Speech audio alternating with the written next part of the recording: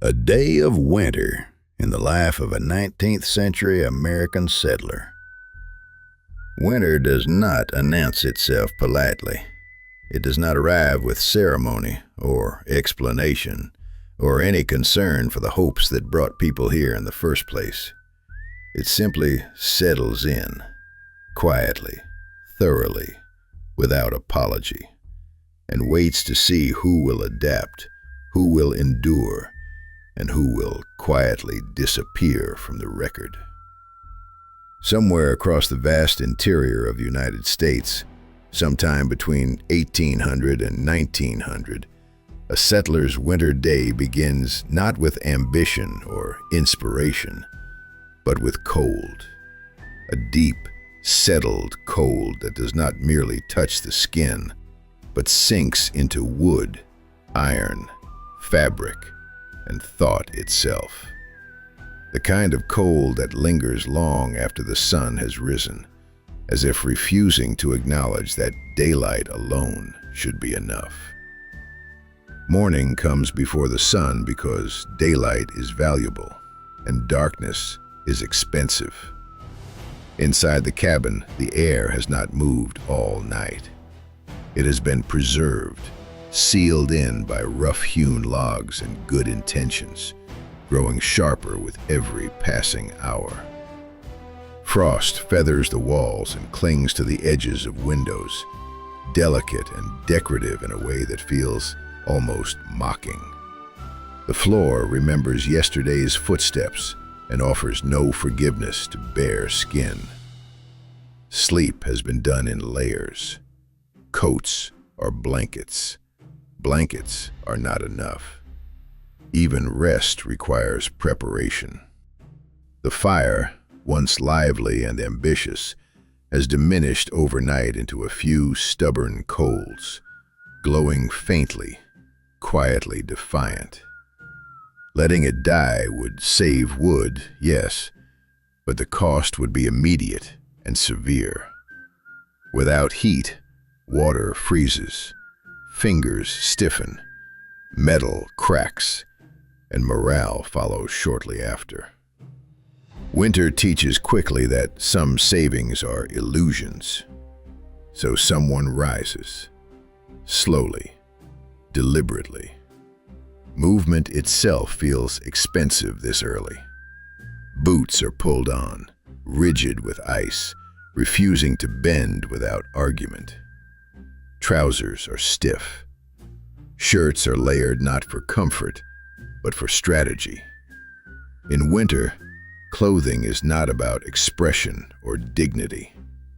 It is about creating distance between the body and the environment that is actively trying to reclaim it. A spark is struck.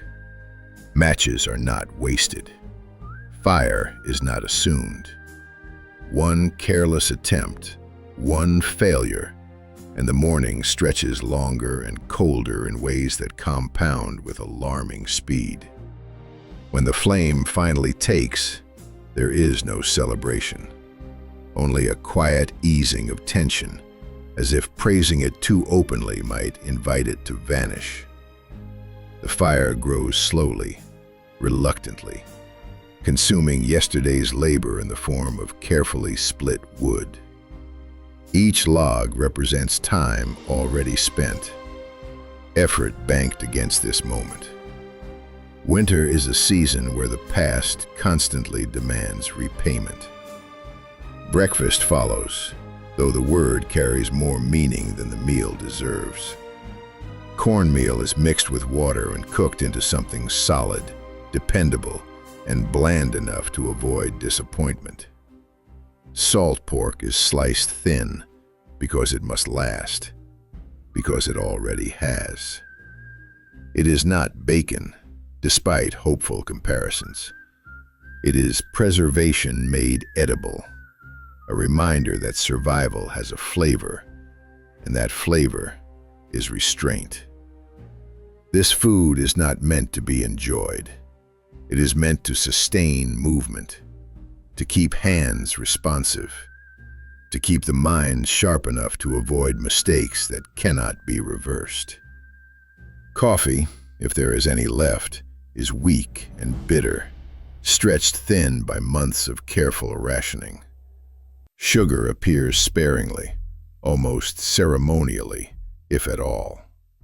Milk is often frozen solid. Bread is dense and heavy, built to last rather than please. Nothing here is casual. Nothing here is wasted.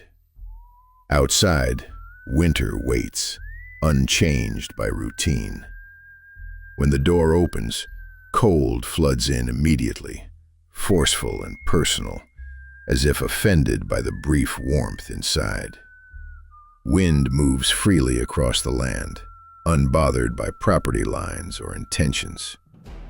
Snow compresses underfoot with a sound that feels louder in the emptiness, a reminder that isolation amplifies even the smallest actions.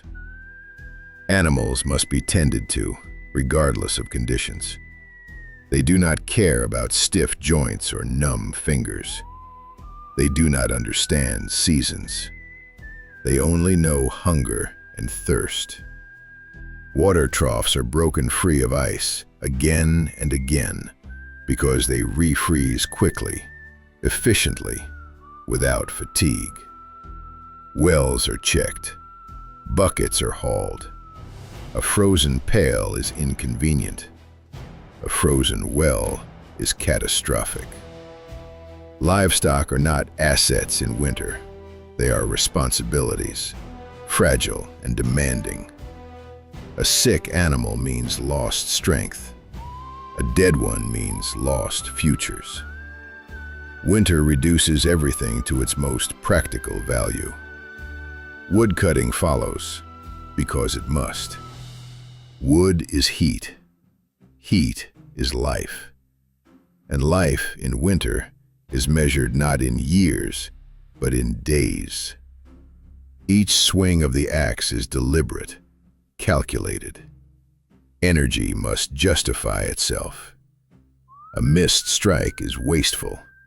A slip is dangerous. An injury is potentially final. Sweat forms beneath layers, then freezes the moment motion slows. The body learns quickly that stopping is risky. Rest is taken standing up. Breath becomes visible proof of effort.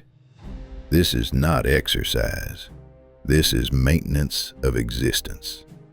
Medical care, such as it exists, consists of hope, endurance, and a quiet refusal to imagine outcomes too clearly. Inside the cabin, work continues without pause.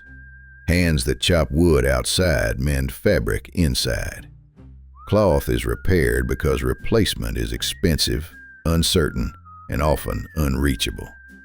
Tools are sharpened because dull tools injure. Iron is cleaned because rust spreads quietly and persistently, much like winter itself. Candles are poured from animal fat, burning unevenly and smelling faintly of what once lived. They do not burn long, but they push back the darkness just enough to make evenings usable. Darkness is patient. It waits. Winter afternoons stretch strangely. Time moves slowly, but daylight does not. Tasks are measured against the sun's steady retreat. Everything is done with one eye on the window, watching the sky dim earlier than feels reasonable. Waiting becomes a task in itself, waiting for water to boil, waiting for cloth to dry, waiting for wind to calm enough to justify stepping outside again. Silence becomes a companion, not a peaceful silence, but a heavy one, broken occasionally by wind pressing against the cabin or wood shifting under temperature changes. Neighbors exist somewhere beyond the horizon, miles away, separated by snowdrifts and frozen paths and the shared understanding that winter travel is dangerous enough to discourage even the determined. Community survives mostly as memory during these months. Letters stop coming. Roads disappear. News grows old before it arrives. Isolation is not dramatic. It is gradual, and that is what makes it dangerous. Illness in winter carries a particular fear, not only because of the sickness itself, but because of what cannot be done about it. If someone falls ill now, there may be no doctor. If a child is injured, there may be no help. If a woman goes into labor, the outcome depends entirely on who happens to be nearby and what they happen to know. Winter turns distance into consequence. As evening approaches, darkness arrives early, decisive and unhurried. Supper mirrors breakfast. Fewer choices, the same priorities. Calories over comfort, warmth over variety. The fire becomes the center of the room, not symbolically, but practically.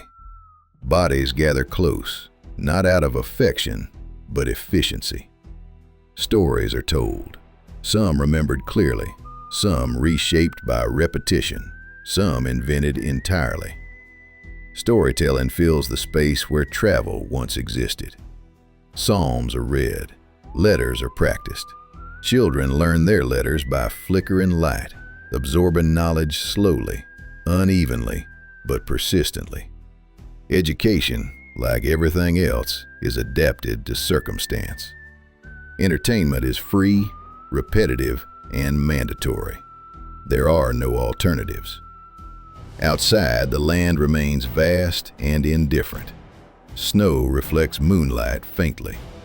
Wind carries sound for miles and then drops it entirely. The world feels both endless and impossibly small. Night deepens. The fire is banked carefully. Not too high, not too low. Too much heat wastes wood. Too little risks frozen breath by morning. This calculation, like so many others, is made without certainty, guided only by experience and instinct. Beds are prepared. Coats remain on. Boots are kept close. Water is stored near the fire to prevent freezing. Every object has been placed intentionally, each one anticipating the morning that has not yet arrived. Sleep comes quickly, but lightly. Dreams, if they come, are brief. Tomorrow promises no relief, only repetition.